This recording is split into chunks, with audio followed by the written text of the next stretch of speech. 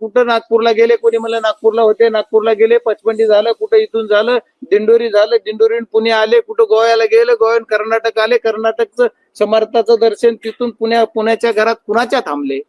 मग माझं म्हणणं असं आहे की हे जे आरोपी आहेत ते समजा खंडणीतल्या आरोपीवर अगोदर बोलू आपण.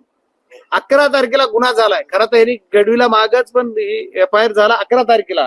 तेव्हापासून यांना कुणी मदत केली. 11 तारीख ते 31 तारीख जवळपास 18 दिवस, सॉरी 18 दिवस ना, 18 दिवस 21 दिवस 20 दिवस काय जी भरले, समजा तुमच्या 11 तारखेपासून 19 दिवस, 11 ते 31 21 दिवस समजा.